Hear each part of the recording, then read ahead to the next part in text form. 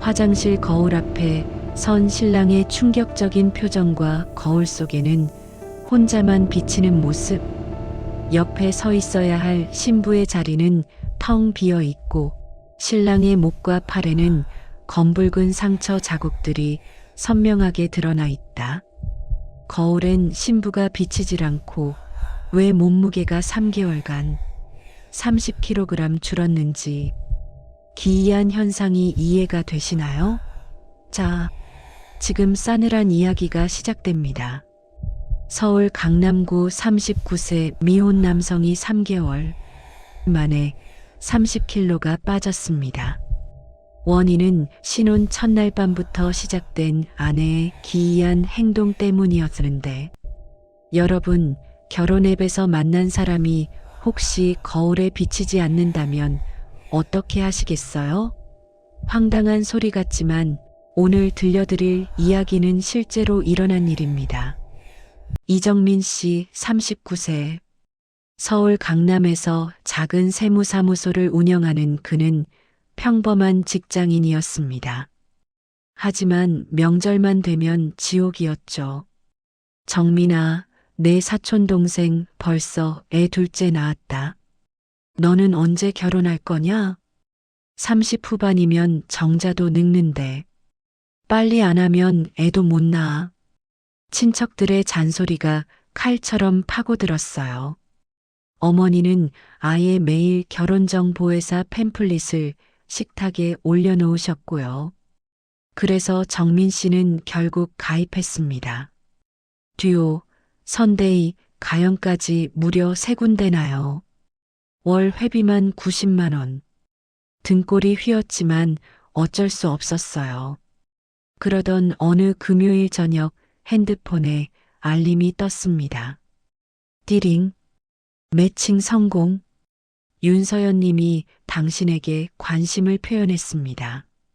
프로필 사진을 보는 순간 정민 씨는 숨이 멎었어요. 하얀 피부, 긴 생머리, 우아한 미소. 마치 CF 모델 같았거든요. 이런 여자가 왜 나한테? 의심스러웠지만 일단 대화를 시작했습니다. 그런데 신기하게도 대화가 너무 잘 통했어요. 저도 혼자 사는 게 편한데 가족들이 자꾸 압박해서요. 맞아요, 저도요. 요즘 결혼 왜 해야 하는지 모르겠어요. 공감대가 형성되자 금방 친해졌죠. 일주일 후 드디어 실제로 만나기로 했습니다. 약속 장소는 압구정 카페였어요. 정민 씨가 먼저 도착해서 기다리고 있는데, 정민 씨? 뒤에서 들려온 목소리에 돌아봤을 때 그는 심장이 멎는 줄 알았습니다. 사진보다 훨씬 더 아름다웠거든요.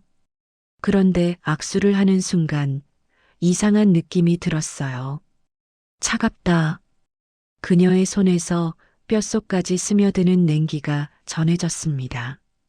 한여름인데도 얼음장처럼 차가웠어요. 손이 왜 이렇게 차가워요? 아, 저 혈액순환이 안 좋아서. 수족냉증 심해요. 서연 씨가 미안하다는 듯 웃었죠. 그 웃음이 너무 예뻐서 정민 씨는 더 이상 신경 쓰지 않았습니다. 데이트는 완벽했어요. 대화도 잘 통하고 취향도 비슷하고 무엇보다 서연 씨는 정민 씨를 정말 좋아하는 것처럼 보였거든요. 정민 씨 같은 분을 만나게 돼서 정말 다행이에요. 그녀의 말에 정민 씨는 하늘을 나는 기분이었습니다. 하지만 이상한 점들이 하나둘 눈에 띄기 시작했어요. 첫째, 서연 씨는 절대 낮에 만나자고 하지 않았습니다. 항상 저녁 7시 이후였죠. 낮에는 회사 일이 너무 바빠서. 둘째, SNS 계정이 하나도 없었어요. 인스타그램도, 페이스북도, 카톡 프로필 사진도 기본 이미지였습니다. 저 그런 거 안 해요. 개인정보 노출되는 거 싫어서. 셋째, 함께 사진을 찍으면 항상 흐릿하게 나왔어요.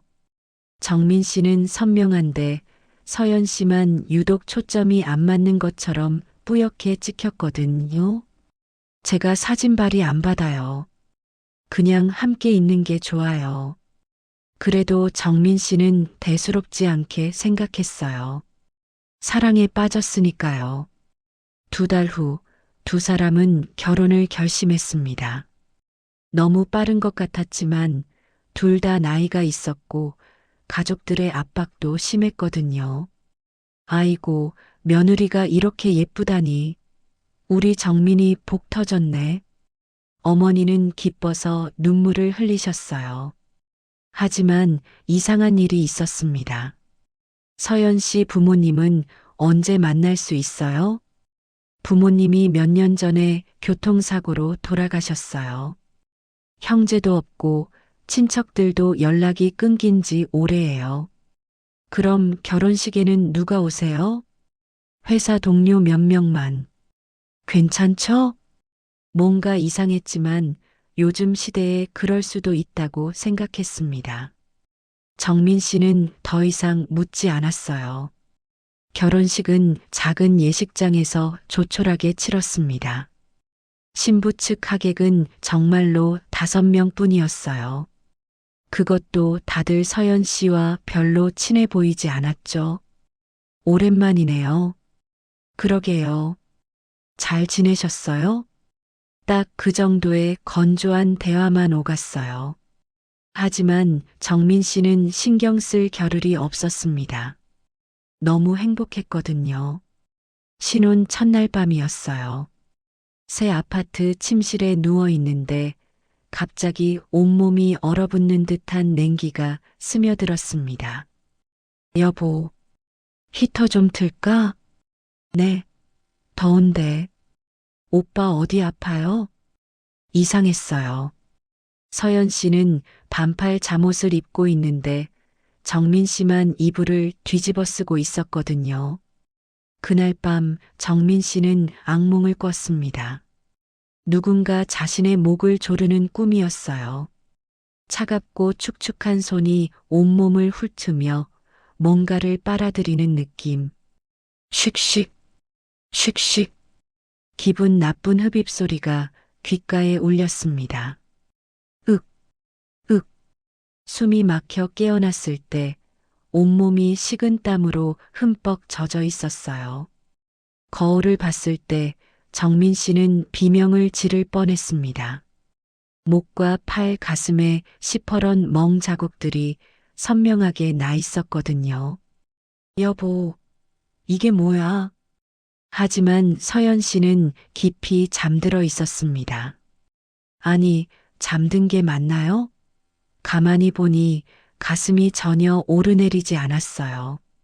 숨을 쉬지 않는 것처럼 보였습니다. 피곤해서 그런가. 정민 씨는 억지로 자신을 안심시켰어요. 그 후로 매일 밤 같은 일이 반복됐습니다. 악몽, 식은땀, 온몸에 시퍼런 자국들.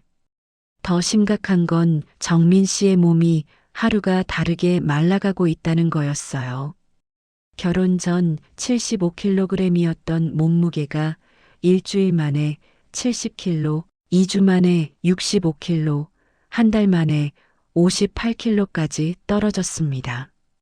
정민아, 너 무슨 병 있냐? 얼굴이 왜 그래? 회사 동료들이 걱정할 정도였어요. 볼은 푹 꺼지고 눈은 퀭하게 들어갔으며 손톱 밑은 새까맣게 변해 있었거든요. 신혼 스트레스인가 봐. 에이, 신혼인데 무슨 스트레스? 병원 가봐라, 진짜로.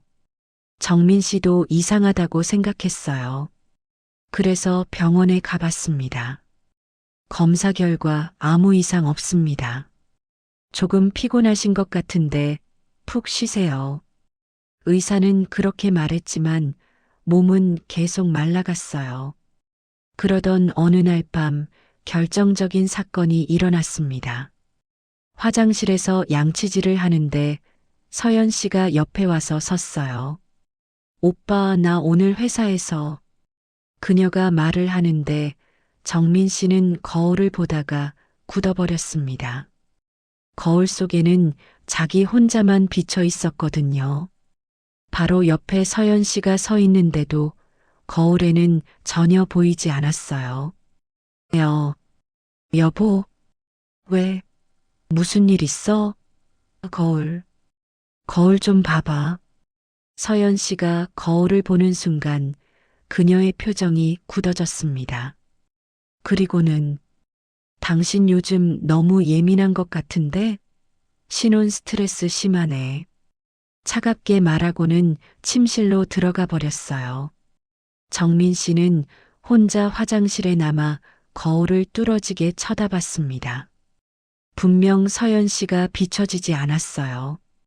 사람이 거울에 안 비춰진다는 게 말이 돼? 그날 밤부터 정민 씨는 잠을 자는 척하며 서연 씨를 관찰하기 시작했습니다. 새벽 2시, 정민 씨는 눈을 살짝 뜨고 옆을 봤어요.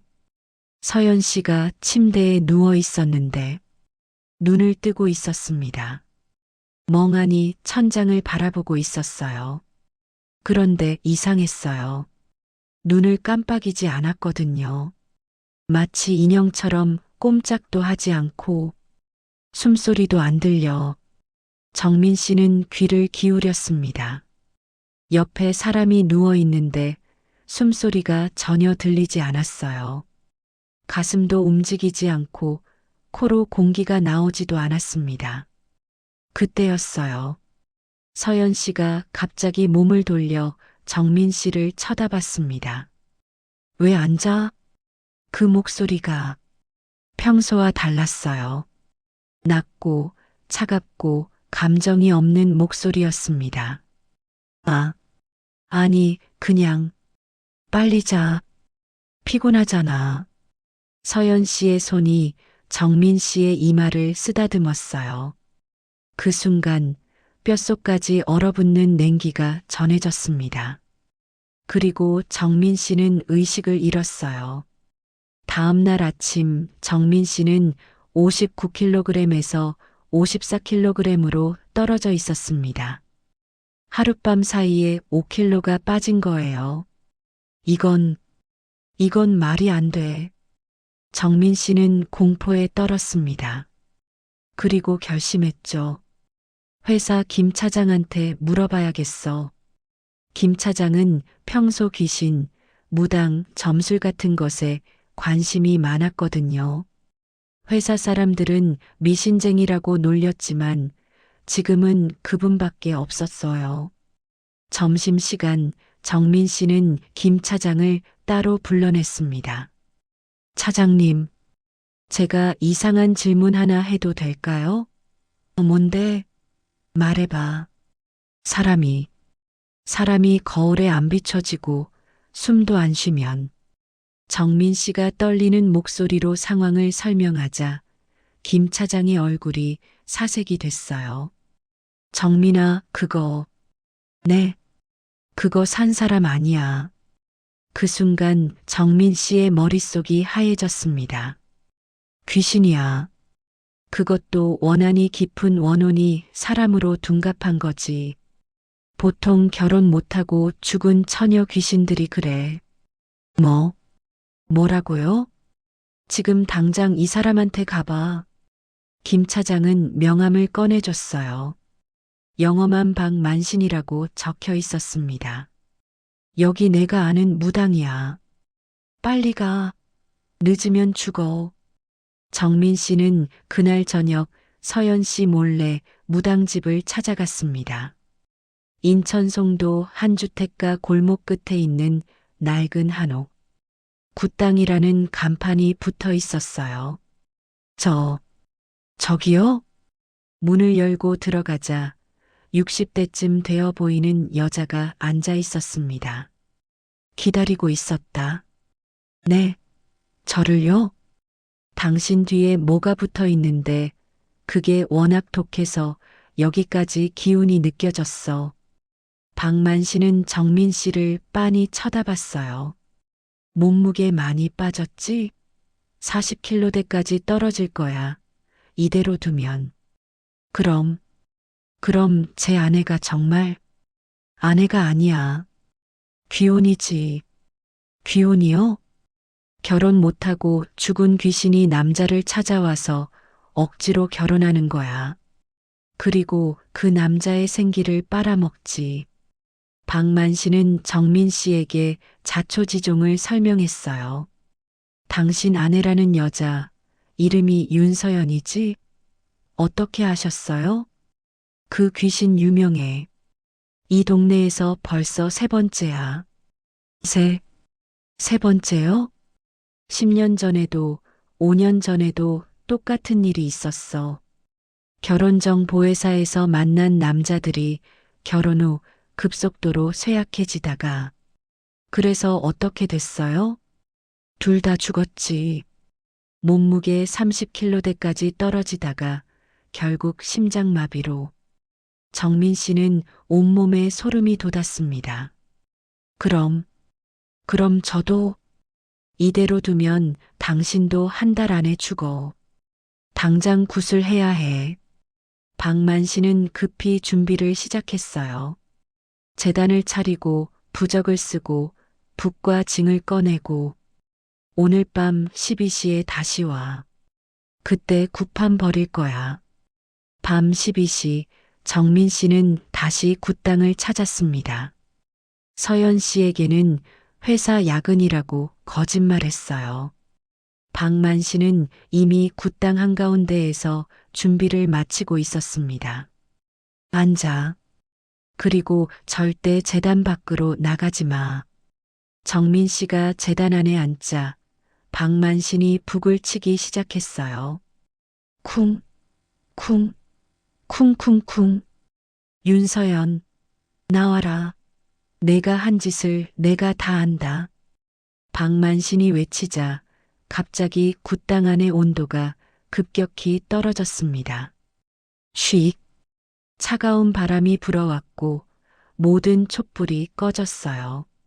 그리고 깨르르르 섬뜩한 웃음소리가 어둠 속에서 울려 퍼졌습니다. 누가 감히 내 남편을 건드려? 갑자기 굿당 한가운데 서연 씨가 나타났어요. 하지만 평소의 아름다운 모습이 아니었습니다.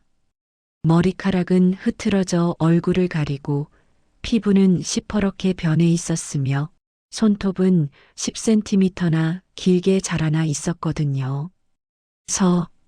서연아. 오빠, 왜 여기 왔어? 왜 우리 사이를 방해하는 거야? 서연 귀신이 정민 씨에게 다가왔어요.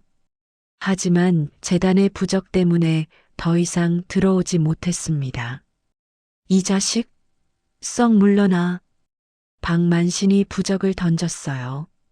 하지만 서연 귀신은 피하지도 않고 그냥 받아냈습니다. 이따위 종이 조각으로 날 막을 수 있을 것 같아? 서연 귀신의 힘이 예상보다 훨씬 셌어요. 당신이 뭔데 나를 심판해? 내가 뭘 잘못했어? 서연 귀신이 울부짖었습니다.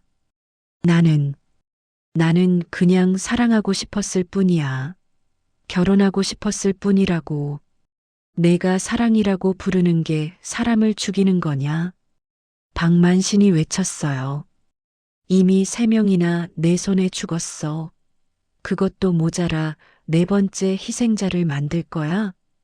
그들은 날 진심으로 사랑하지 않았어.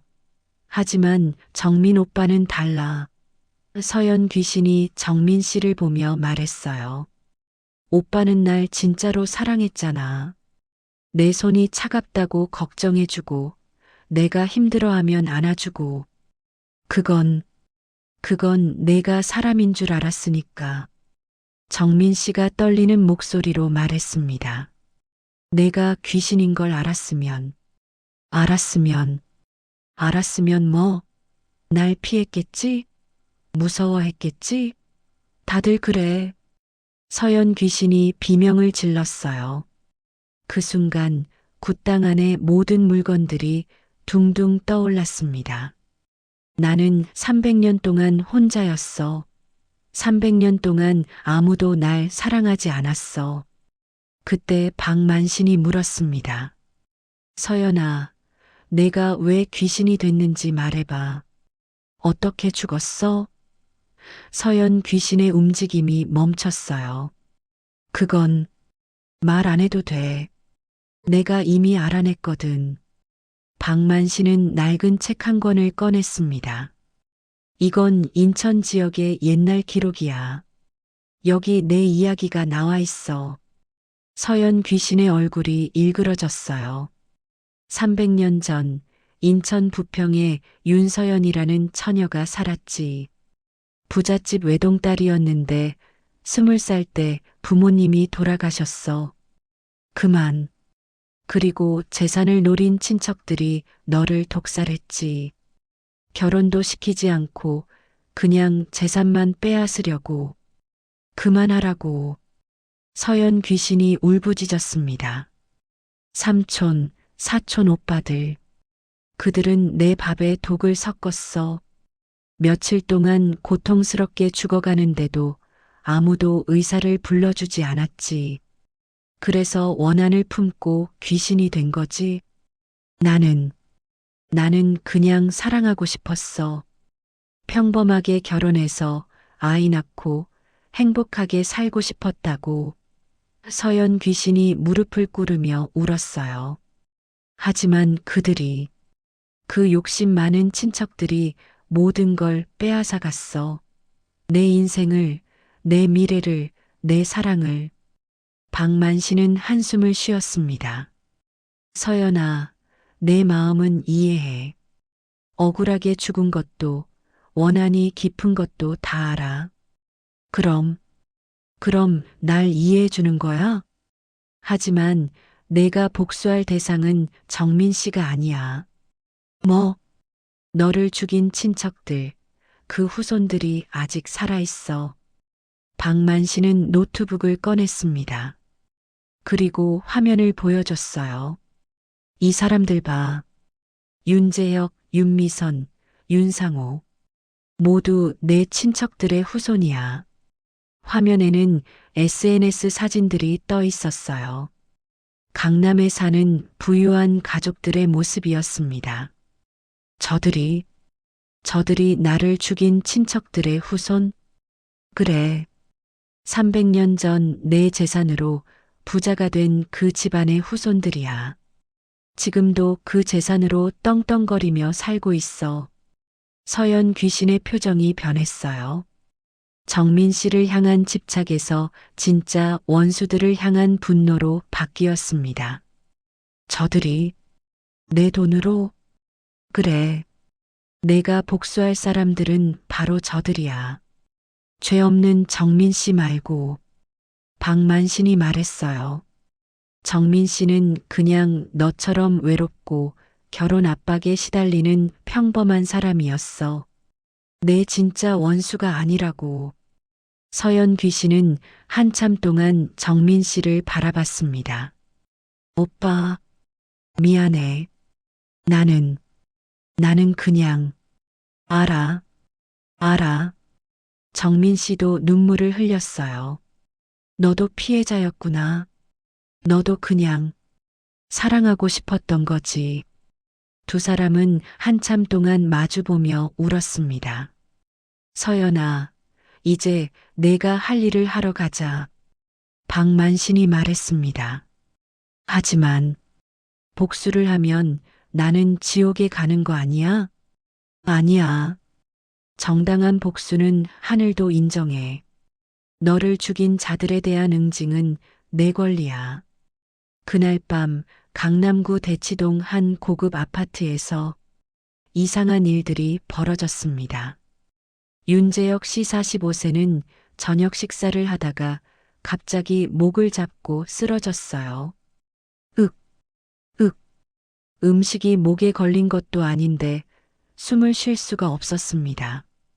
마치 누군가 목을 조르는 것처럼. 여보, 119, 빨리.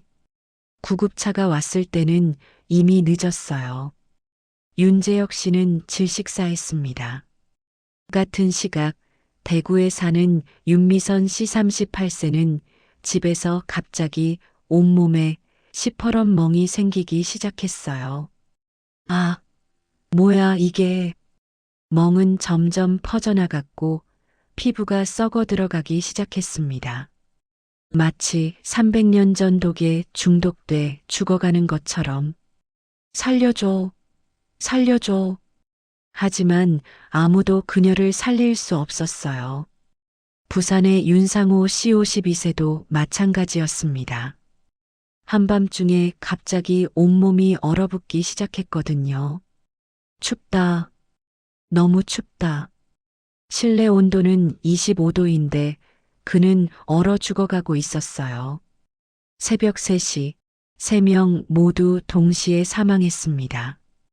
다음 날 아침 뉴스는 이 기이한 사건들을 보도했어요. 서로 다른 지역에 살던 친척 3명이 같은 시각에 원인 불명으로 사망했습니다. 부검 결과 특이사항은 발견되지 않았지만 굿당에서 이 뉴스를 보던 박만 씨는 고개를 끄덕였어요. 이제야 한이 풀렸구나. 서연 귀신은 더 이상 무섭고 잔혹한 모습이 아니었습니다. 원래의 아름답고 슬픈 처녀의 모습으로 돌아와 있었어요.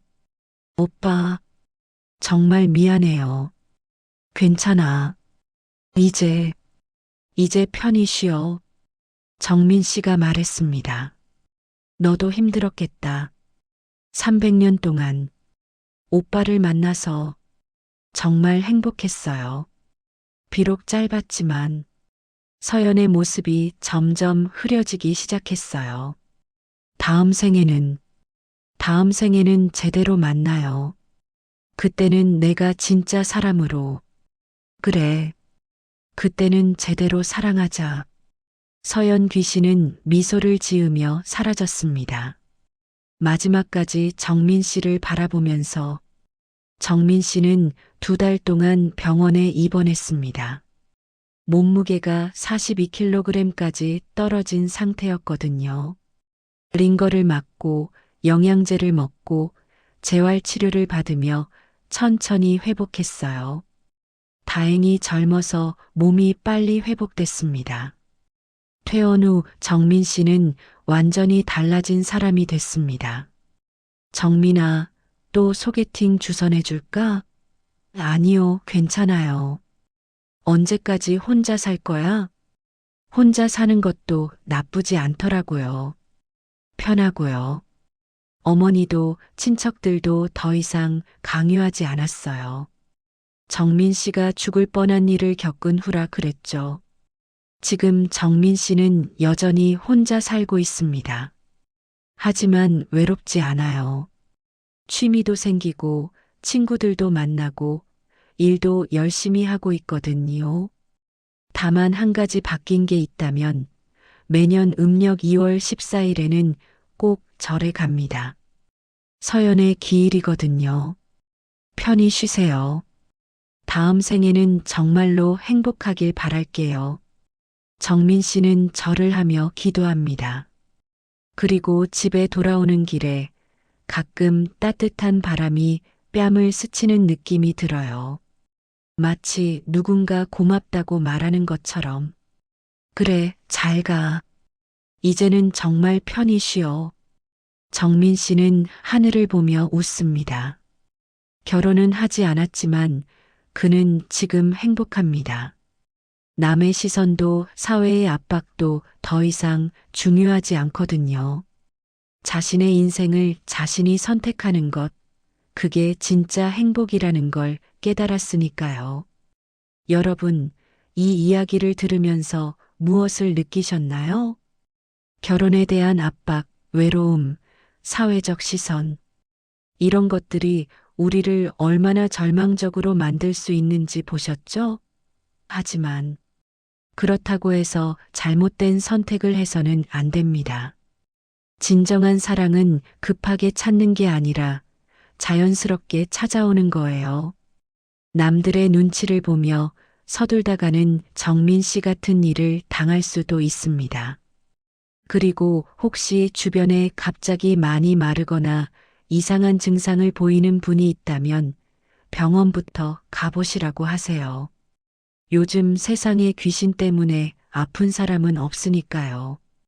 오늘 이야기가 재미있으셨다면 구독과 좋아요 부탁드려요. 그리고 댓글로 여러분의 무서운 경험담도 들려주세요. 다음에도 더 흥미진진한 야담으로 찾아뵙겠습니다.